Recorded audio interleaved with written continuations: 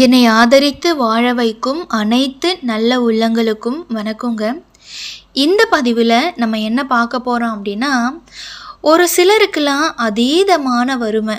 எந்த ஒரு விஷயம் செஞ்சாலும் தடைக்கு மேலே தடை வந்துக்கிட்டே இருக்கும். காரணமே தெரியாமல் எந்த ஒரு விஷயம் செஞ்சாலுமே, ஒரு சின்ன விஷயம் செஞ்சால் கூட அதில் பிரச்சனைக்கு மேலே பிரச்சனைகளை அவங்க சந்திப்பாங்க. இதுக்கெல்லாம் என்ன காரணம் அப்படின்னு நினைப்பாங்கன்னா, நம்மளுக்கு கெட்ட நேரம், நம்மளுக்கு நல்ல நேரமே கிடையாது, நம்மளுக்கு அதிர்ஷ்டமே இல்லை அப்படின்னு தான் அவங்க நினைப்பாங்க.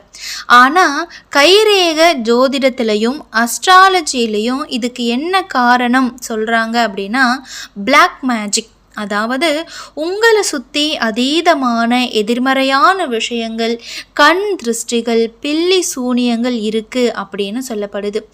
உங்களுடைய கைரேகை மூலமாகவும் உங்களுடைய ஜாதகத்தினுடைய மூலமாகவும் இது எந்த அளவுக்கு அதிகமாக இருக்குது அப்படின்னு நம்ம தெரிஞ்சுக்கலாம்.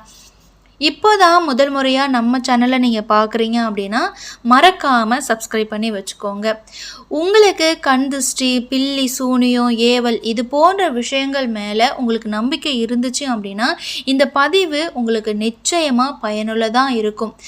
இல்லை இதெல்லாம் ஒரு மூட நம்பிக்கை அப்படின்னு நீங்கள் நினைக்கிறீங்க அப்படின்னா இந்த பதிவை நீங்கள் முழுசாக பார்த்துட்டு உங்களுடைய கருத்துக்கள் என்ன அப்படின்னு எனக்கு கமெண்ட் பாக்ஸில் கமெண்ட் பண்ணுங்கள்.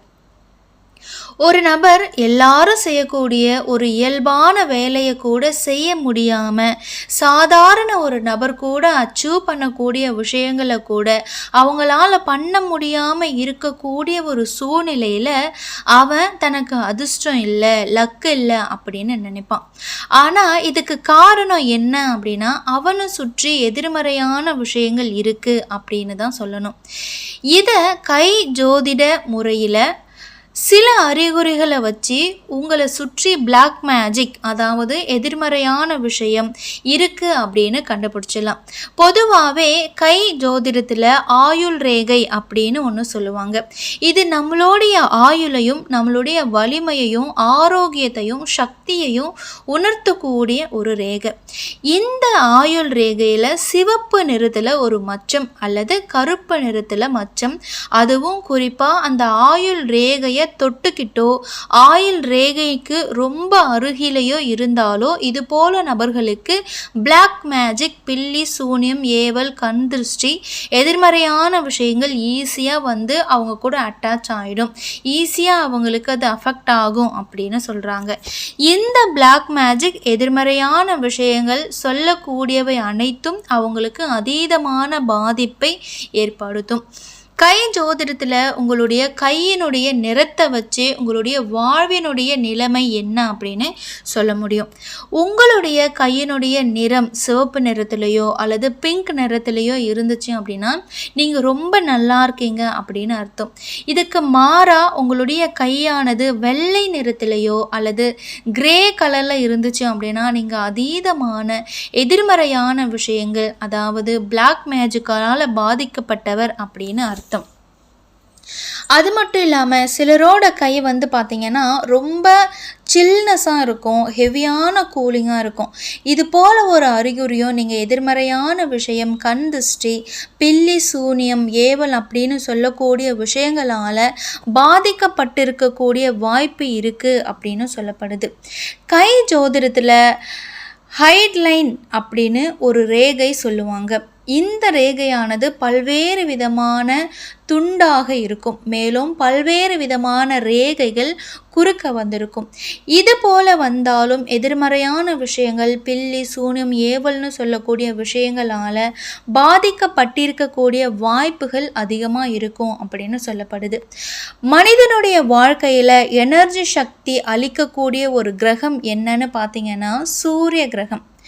அதே போல் புத்தி, அறிவு, ஞானத்தை கொடுக்கக்கூடிய ஒரு கிரகம் என்ன அப்படின்னு சொன்னீங்கன்னா சந்திர கிரகம். அதே தான் கை ரேகையிலையும் சூரியமேடு, சந்திரமேடு அப்படின்னு சொல்லக்கூடிய இந்த 2 மேடுகளும் பாதிப்பு அடைஞ்சு இருந்தாலோ, ரொம்ப வீக்காக இருந்தாலோ, ரொம்ப பள்ளமாக இருந்தாலும் இது போன்ற நபர்கள் எல்லாம் பில்லி சூனியம், ஏவல் அப்படின்னு சொல்லக்கூடிய விஷயங்களால் எளிதிலேயே பாதிப்படையக்கூடிய ஒரு தன்மை ஏற்பட வாய்ப்பு ரொம்ப ரொம்ப அதிகம் அப்படின்னு சொல்லப்படுது. அப்போது கை ஜோதிட முறையில் இந்த பில்லி சூனியம் ஏவல் வச்சாலும் அதை தாங்கக்கூடிய எதிர்க்கக்கூடிய அதிலிருந்து பாதுகாக்கக்கூடிய ரேகை ஏதாவது இருக்கா அப்படின்னு நீங்கள் கேட்டிங்கன்னா ஏஞ்சல் லைன் அப்படின்னு சொல்லுவாங்க. ஏஞ்சல் லைன் அப்படின்னு சொல்லக்கூடிய ஒரு ரேகை, அந்த ரேகை இருந்துச்சு அப்படின்னா அந்த ரேகையுடைய நபர்கள் எந்தவித பில்லி சூனியம் ஏவல் இருந்தாலும் அது அவங்கள பாதிப்புக்குள்ளே ஏற்படுத்தாது. அதனால் அவங்களுக்கு எந்தவித தாக்கமும் இழப்பும் நஷ்டமும் ஏற்படாது அப்படின்னு சொல்லப்படுது. அந்த அளவுக்கு அந்த ரேகை இது போல பில்லி சூனியம் ஏவல் கண் திருஷ்டியை தடுக்கக்கூடிய வல்லமை இருக்குது. பொதுவாக இந்த பில்லி சூனியம் ஏவல் அப்படின்றது ஒவ்வொரு மதத்துக்கும் ஒவ்வொரு விதமான வழிபாட்டு முறையின் மூலமாக உருவாக்குறாங்க. இதனால் என்ன பாதிப்பு மற்றவங்களுக்கு ஏற்படுது அப்படின்னா அவங்களுடைய உடல் ரீதியான மன ரீதியான பிரச்சனைகளை உண்டாக்கும். பொதுவாகவே இந்த பிளாக் மேஜிக் ஒருத்தரை என்ன பண்ணும் அப்படின்னா மன ரீதியான ஒரு குழப்பத்தையும் ஒரு பிரச்சனையையும் உண்டாக்கும். அது மட்டும் இல்லாமல் உறவுகளுக்கிடையே கணவன் மனைவியாக இருக்கலாம், அப்பா அம்மாவாக இருக்கலாம், அண்ணன் தம்பியாக இருக்கலாம், அவங்க உறவுகளுக்கிடையே பிரச்சனையையும் முறிவையும் பிரிவையும் ஏற்படுத்தி விட்டுடும். மேலும் ஃபினான்ஷியல் ரீதியாக தொழில் ரீதியாக மிகப்பெரிய நஷ்டத்தையும் மிகப்பெரிய கடனாளியாகவும் மாற்றி இது விட்டுரும். மேலும் ஆரோக்கிய ரீதியாக மிகப்பெரிய குணமாகவே ஆகாத ஒரு நோயையும் உருவாக்கிடும். இல்லைனா கை கால் வராமல் போயிடும். இது போன்ற பல்வேறு விதமான பிரச்சனைகளை உண்டாக்கும். இந்த பிளாக் மேஜிக் அப்படின்றது இந்த 4 விதமான பிரச்சனைகளை தான் ஒருவருக்கு உருவாக்கும். ஜாதக ரீதியில் எது போன்ற நபர்களுக்கெல்லாம் இந்த எதிர்மறையான விஷயங்கள் கண் திருஷ்டி பில்லி சூனியம் ரொம்ப எளிமையாக சீக்கிரமாக அட்டாக் ஆகும் அப்படின்னா ஜாதகத்தில் 8ஆம் வீடு அப்படின்னு சொல்லக்கூடிய இந்த 8ஆம் வீட்டில் ராகு சந்திரனோட சேர்ந்து இருந்தாங்க அப்படின்னா இவங்களுக்கெல்லாம் பில்லி சூனியம் ஏவல் கண் திருஷ்டி அப்படின்றது அதீதமான பாதிப்பை ஏற்படுத்தும். மேலும் இந்த ராகு அப்படின்றது சூரியனோடு சேர்ந்து இருந்தாலும் இந்த பாதிப்பை ஏற்படுத்துறதுக்கு வாய்ப்பு உண்டு. ஏன்னா சந்திரனும் சூரியனும் பார்த்திங்கன்னா ஒரு மனுஷனுக்கு உடல் வலிமையையும் மன வலிமையையும் தரக்கூடிய ஒரு கிரகம். ராகு அப்படின்றது அப்படியே எந்த ஒரு கிரகத்தோடு சேர்ந்து இருந்தாலும் அதை அப்படியே ரிவர்ஸ் பண்ணி விட்டுரும். அதே போல் யார் ஒருத்தவங்க ஜாதகத்தில் 12ஆம் இடத்துல ராகு சந்திரனோட சூரியனோட இருந்தாலும் இதே போன்ற எதிர்மறையான விஷயங்களால் பாதிப்பை ஏற்படுத்தக்கூடிய வாய்ப்பை மிக அதிகமாக ஏற்படுத்தி தரும். உங்களை சுற்றியோ அல்லது நீங்கள் இருக்கக்கூடிய வீட்லையோ பில்லி சூனியம் ஏவல் இது போன்ற பிளாக் மேஜிக் இருக்குது அப்படின்னு எப்படி கண்டுபிடிக்கலாம் அப்படின்னு சில அறிகுறிகள் மூலமாக நீங்கள் தெரிஞ்சுக்கலாம்.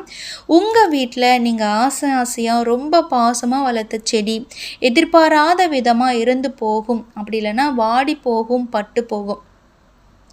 இது ஒரு முறை நடந்தால் பிரச்சனை இல்லை, பல முறை அடிக்கடி நடக்கும். இது போல் நடக்கிறது உங்கள் வீட்டில் இது போன்ற பிளாக் மேஜிக் எதிர்மறையான விஷயம் இருக்கிறதுக்கான அறிகுறி அப்படின்னு சொல்லப்படுது. அது மட்டும் இல்லாமல் உங்கள் வீட்டு வாசலில் அப்படி இல்லைன்னா உங்கள் வீட்டு பால்கனியில் நீங்கள் கண்ணில் படுற மாதிரி உங்கள் வீட்டினுடைய அருகில் ஏதாவது ஒரு பறவைகள் இருந்து போகும். இது அடிக்கடி ஏற்படும். 3வது விஷயமா உங்கள் வீட்டில் இருக்கக்கூடிய உறுப்பினர்களுடைய பர்சனாலிட்டி கேரக்டர் குணங்கள் திடீர்னு சேஞ்ச் ஆகும். ரொம்ப அதிகமாக கோபப்படுவாங்க, ரொம்ப அதிகமாக முரட்டுத்தனமாக நடந்துக்குவாங்க, ரொம்ப அதிகமாக விஸ்தரமான சில குணங்கள் உங்களுக்கு அவங்கக்கிட்டேருந்து வெளிப்படும். 4வது ஒரு விஷயமா உங்களுக்கு ரொம்பவும் சோம்பேறித்தனமான ஒரு விஷயம் உருவாகும். இதனால் என்ன ஆகும் அப்படின்னா நீங்கள் நல்லா ஆக்டிவாக இருக்க மாட்டீங்க. நீங்கள் சுறுசுறுப்பாக பம்பர மாதிரி சுற்றிட்டு இருப்பீங்க இல்லையா, அந்த விஷயம் இல்லாமலேயே போயிடும். ஒரு வேலையை செய்ய மாட்டீங்க, ஒரு வேலைக்கு போக மாட்டீங்க, தொழிலை தொடங்க மாட்டீங்க. உங்களை வீட்டிலையே முடக்கி போகிற அளவுக்கு ஒரு விஷயத்தை அது உருவாக்கும். 5வது விஷயமா என்ன சொல்கிறாங்க அப்படின்னா நம்மளுடைய கையில் நெயில் எல்லாமே வந்து பார்த்திங்கன்னா கருப்பு நிறத்தில் மாறக்கூடிய ஒரு வாய்ப்பு ஏற்படும் அப்படின்னு சொல்கிறாங்க. 6வது விஷயம், நம்ம உடம்பு ரொம்ப வெயிட்டாக ஹெவியாக எப்போ பார்த்தாலும் ஒரு வலியோட ஒரு பிரச்சனையோடு இருக்கிறதாவே ஒரு உணர்வை அது உருவாக்கும் அப்படின்னு சொல்கிறாங்க. அந்த அளவுக்கு ஒரு சூழ்நிலையை இது உருவாக்கும்.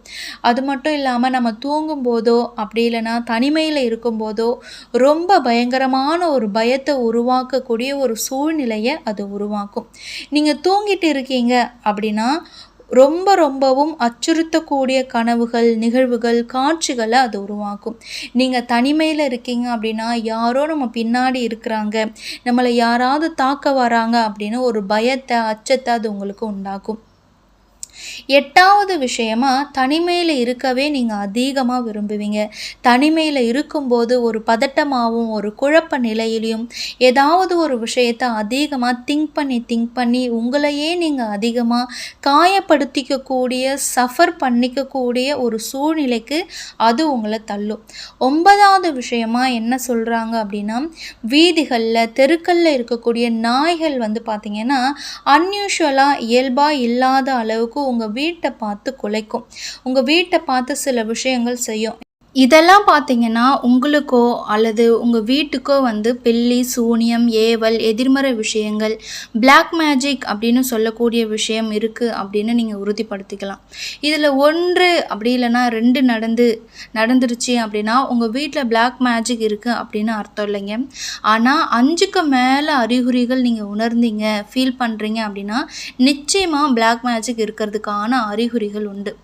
இந்த பிளாக் மேஜிக் இருக்குது அப்படின்னு நீங்கள் நம்புறீங்க அப்படின்னா இதிலிருந்து எப்படி வெளியே வரணும்? இதுக்காக லட்சக்கணக்கில் செலவு பண்ணி மந்திரவாதிகளையும் சாமியார்களையும் கூட்டிட்டு வந்து கழிக்கணும் அப்படின்னு அவசியம் கிடையாது. நீங்கள் மனசார நினைக்கக்கூடிய கடவுள்களை ரொம்ப டீப்பாக நம்பிக்கையோடு பிரார்த்தனை பண்ணீங்க அப்படின்னா இந்த பிளாக் மேஜிக் போயிடும். இந்த சாஸ்திரத்தில் அனுமனுடைய மந்திரங்களை, காயத்ரி மந்திரங்களை தொடர்ந்து உச்சரிக்கிறது மூலமாக இந்த பிளாக் மேஜிக் தடுக்கப்படும். இந்த பிளாக் மேஜிக்கால் ஏற்பட்ட பாதிப்புகள் படிப்படியாக குறையும் அப்படின்னு சொல்கிறாங்க.